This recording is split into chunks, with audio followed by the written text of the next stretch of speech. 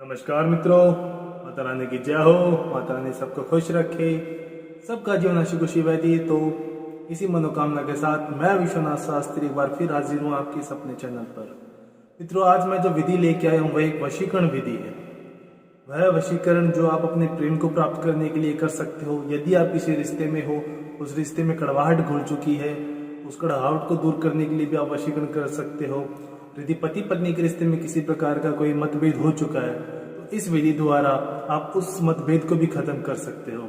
हमें पता है कि अब तक आपने ना जाने अभी तक कितनी विधियां देखी होंगी और कितनों को आपने आजमाया भी होगा, परंतु उसके बावजूद आपको अपने उद्देश्य की प्राप्ति नहीं हुई है। तो निसंदेह मित्रों, आपने या तो विधि चुनने में गलती की है। आपने जो विधि चुनी है, हो सकता है कि वो उस विधि का कोई आधार ही ना हो, उस विधि का कोई अस्तित्व ही ना हो। और यदि आपने सही विधि चुननी है और उसके बाद भी आपको अगर आपके लक्ष्य की प्राप्ति नहीं हुई तो निसंदेह आपने कहीं ना कोई चूक अवश्य की होगी। या तो आपने उसके सारे नियमों का पालन नहीं किया होगा, या आपने कोई छोटी सी चूक ऐसी की है जो शायद आपके लिए छोटी हो सकती है लेकिन विधि के अनुसार वह चूक बहुत बड़ी है। और हम ये जो विधि लेके आए इसमें खास ये है कि यह करने में एकदम सरल है, आपको देखने में एकदम साधारण लगेगी, परंतु जो इसका लाभ है वह साधारण नहीं है, वो बहुत अचूक है। आपको अपने उद्देश्य तक प्राप्त करने में यह विधि 100% आपकी मदद करेगी, परंतु इसकी सीमा यह है कि इसके किसी भी पालन को आप नजरअंदाज नहीं कर सकते। और यदि आपने कर ली तो आपके जो भी लक्ष्य हों वो आप आराम से प्राप्त कर लेंगे। तो मित्रों, शुरू करने से पहले मैं आपको एक बात यह बताना चाहता हूं कि यदि आपने अभी तक हमारे चैनल को सब्सक्राइब नहीं किया है तो चैनल को सब्सक्राइब करें, साथ ही इस वीडियो को लाइक करें ताकि इस चैनल पर आने वाली सभी वीडियो की जानकारी आपको मिलती रहे। दूसरी बात मैं आपको यह बता दूं कि हम जो भी विधियां आपको बताते हैं ये सभी विधियां शुद्धता में की जाती हैं। यदि कोई पुरुष या कोई व्यक्ति अगर इस विधि को इस्तेमाल करना चाह रहा है तो सबसे पहले इस बात का ध्यान रखें कि ये जो विधियां होती है आप कभी भी मांस, मच्छी, मदिरा आदि का सेवन कर आप नहीं कर सकते। इसके अलावा यदि कोई महिला या कोई बालिका कर रही है तो वो इस बात का ध्यान रखे कि ये जो विधियां हैं ये कभी भी कठिन दिनों में ना करें। आप जब एकदम शुद्ध अवस्था में हो आप कीजिए, और अगर आपने शुद्ध अवस्था में कर रहे हो तो आपको इस विधि का लाभ अवश्य मिलेगा। सबसे पहले मैं आपको यह बताऊं कि हम ये जो विधियां आपको बताती हैं सभी विधियां शास्त्रों के अनुसार है, जिसके अंदर गलती की कोई गुंजाइश नहीं होती। इसलिए जैसा दिखाया है वैसा ही करें। हम आपको प्रैक्टिकल करके इसलिए दिखाते हैं कि जब ये विधि आप करने के लिए बैठे तो आपके दिमाग में पहले से ही हो कि मेरे को कब कब क्या क्या कैसे कैसे करना है, जिससे आपसे होने वाली गलतियों की संभावना ना के बराबर हो जाएगी। अब सबसे पहले मैं आपको बताता हूँ विधि का समय क्या होगा। यह विधि आप किसी भी रविवार को कर सकते हो, किसी भी महीने के किसी भी पक्ष में, कृष्ण पक्ष हो या शुक्ल पक्ष हो, कोई सा भी महीना हो, श्रावण का हो, भाद्रपद का हो, किसी भी महीने में आप यह विधि कर सकते हो। परंतु होगी ये सिर्फ रविवार को सूर्योदय से सूर्यास्त के बीच में, अर्थात दिन के समय में आप ये विधि शुरू करेंगे। विधि करने के लिए आपको मात्र 3 से 4 चीजों की आवश्यकता पड़ेगी। सबसे पहले तो हमको चाहिए कुछ कच्चे चावल। अच्छे चावल होने चाहिए, किसी प्रकार की गंदगी ना हो, उसमें छांट लेना पहले, किसी प्रकार की गंदगी ना हो। दूसरा हमको चीज जो हम पूजा में इस्तेमाल करते हैं कच्ची सुपारी का। आप अच्छी तरीके से जानते हो कि कच्ची सुपारी का हमारे हिंदू धर्म में क्या महत्व है और उसका इस्तेमाल कब कब पूजा के अंदर किया जाता है। दूसरी बात वो होगी, जो हमारी सामग्री होगी वो है पूजा में इस्तेमाल किए जाने वाले कपूर का। मैंने आपके सामने सारी सामग्रियां रखी हुई है। एक लाल कपड़ा है मेरे पास, एक कच्ची सुपारी है, कपूर है और कुछ कच्चे चावल है। सबसे पहले तो आप जब विधि शुरू कर रहे हैं तो आपने ये जो लाल रंग का कपड़ा लिया है ये एकदम साफ होना चाहिए। नया ले सकते हो, पुराना भी है तो कोई दिक्कत नहीं है, आप उसको धोकर अच्छी तरीके से साफ कर लें ताकि यह हमारी विधि के लिए कारगर हो। उसके पश्चात आपने ये जो कच्चे चावल लिए हैं आपको सबसे पहले इस कपड़े में ये डालना है। ध्यान रहे कि कोई सामग्री नीचे ना गिरे, इसीलिए कहते हैं कि कोई भी जब विधि आप करने के लिए बैठे तो आसन लगाकर बैठे। उसके बाद आपने ये जो कच्ची सुपारी ली है ये इसके बीच में रखें, और आपने ये जो कपूर लिया है ये इसके बीच में रखें। तत्पश्चात आपको इसकी एक पोटली बनानी होगी। इसको आपको एक रक्षा सूत्र द्वारा बांधना होगा। जैसे कलावा हम लेते हैं जो हमारे इस्तेमाल किया जाता है,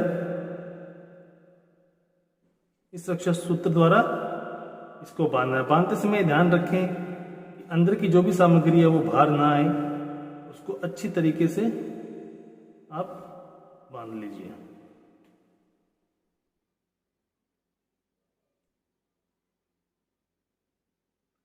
बांधते समय ध्यान रखिए कि इतना भी टाइट ना बांधे कि वक्त जरूरत पड़ने पर आप इसे खुद ना खोल पाए। तो एक साधारण सी गांठ लगा दीजिए जिसे आप खुद खोल सकें।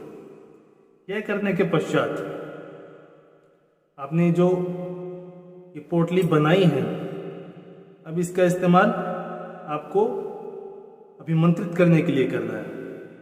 अभी तक एकदम साधारण है, जब तक हम किसी भी वशीकरण मंत्र का उच्चारण नहीं करेंगे तब तक ये एकदम साधारण रहेगी। ये हमारे विधि के लिए तभी उपयोगी होगी जब हम इसको एक वशीकरण मंत्र द्वारा अभिमंत्रित करेंगे।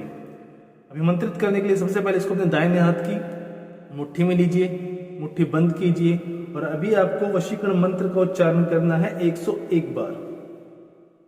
मंत्र है श्री श्री अदनारायण अहम मनम, साथी का नाम। यदि आप अपने पति के लिए कर रहे हो तो पति का नाम, यदि आप अपने किसी प्रेमी के लिए कर रहे हो तो प्रेमी का नाम, और यदि कोई पुरुष अपनी पत्नी के लिए या अपनी प्रेमिका के लिए कर रहा है तो वो उसका नाम लेगा। वशमान कुरु नमः। मैं मंत्र एक बार फिर से दोहरा देता हूं। श्री श्री अदनारायण अहम मनम, साथी का नाम वशमान कुरु नमः। श्री श्री अदनारायण अहम मनम, साथी का नाम वशमान कुरु नमः। इस मंत्र का आपको 101 बार जाप करना है और जब इस मंत्र का 101 बार आप जाप कर लो तब आपको इस पोटली को आपके घर में जो भी पूजा स्थल है आपको वहां पे रखना है। परंतु एक बात का ध्यान रखें कि आप ये जो पूजा स्थल पे जब इसको रखेंगे तो किसी भी घर के अन्य सदस्य को इसके बारे में कोई ज्ञान नहीं होना चाहिए कि ये आप क्या कर रहे हो और किस लिए कर रहे हो और ये आप कर रहे हो, क्योंकि हमारी जो भी विधि हम आपको बताते हैं ये गुप्त में की जाती है। तो ये ध्यान रखें कि आपको ये सारी विधि गुप्त में ही इसको अपने अंजाम तक पहुंचाना है। 3 दिन तक आपको ये अपने घर पे रखनी है। मान लो अगर आपने सुबह रविवार को 10-11 बजे के आसपास अभिमंत्रित करके इसको अपने पूजा स्थल में रख दिया है तो आपको रविवार को पूरे दिन रखना है इसे, सोमवार को, मंगलवार को, और मंगलवार रात्रि तक आप इसको अपने पूजा स्थल पर ही रखेंगे। बुधवार को सुबह उठकर स्नान वगैरह से निर्मित होकर शुद्ध मन से आपको पूजा स्थल में से इस पोटली को निकालना है। और अब आपको एक जरूरत पड़ेगी एक तांबे या पीतल के छोटे से पात्र की। उदाहरण के लिए मैंने ये लिया है, आपके घर में जैसा भी आपको मिल पाए आप वो ले लेना। और इन दोनों को आपको किसी एक ऐसे मंदिर में जाना है जिस मंदिर में पीपल का पेड़ हो। मैं एक बार फिर से दोहरा रहा हूँ कि आपको किसी ऐसे मंदिर में जाना है जिस मंदिर में पीपल का पेड़ हो और आपको उस मंदिर में जाकर सबसे पहले तो यदि कोई और श्रद्धालु पीपल के आगे कुछ अपनी पूजा कर रहा है तो पहले उसको कर लेने दीजिए, क्योंकि यह आपको विधि एकांत में और गुप्त में करनी होगी। तो इस बात का आप ध्यान रखें कि आपको जब आप ये विधि करने जाएं तो आपको अकेले ही जाना है। जब आपको उचित समय मिल जाए तब आपको इसको खोलना है। ध्यान रहे कि अगर इस समय मान लो आप मंदिर में बैठे हो और पीपल के पास आप इस पोटली को खोल रहे हो और यदि कुछ सामग्री नीचे गिर जाती है तो आपको उसको इस्तेमाल नहीं करना है, आप उसको वहीं छोड़ दीजिए, क्योंकि नीचे गिरी हुई सामग्री हमारे लिए उपयोगी नहीं होगी। सबसे पहले इसमें से कपूर निकालिए, सुपारी निकालिए और ये जो भी चावल है अब इसको इस पात्र में डाल लीजिए। यदि कोई चावल नीचे गिरता है तो मैं आपको फिर से बता रहा हूं कि उसको नीचे ही गिरा रहने दीजिए, उसको इसमें वापस डालने की आवश्यकता नहीं है। इस प्रकार जैसे ये 2 दाने गिर गए हैं तो आप इसको इस्तेमाल नहीं करेंगे। यह करने के पश्चात जो आपने सुपारी ली है उसका आधार ऊपर की तरफ रखकर आप इसको इस प्रकार रखेंगे और ये जो कपूर है ये इसको आप सुपारी के ऊपर रखेंगे।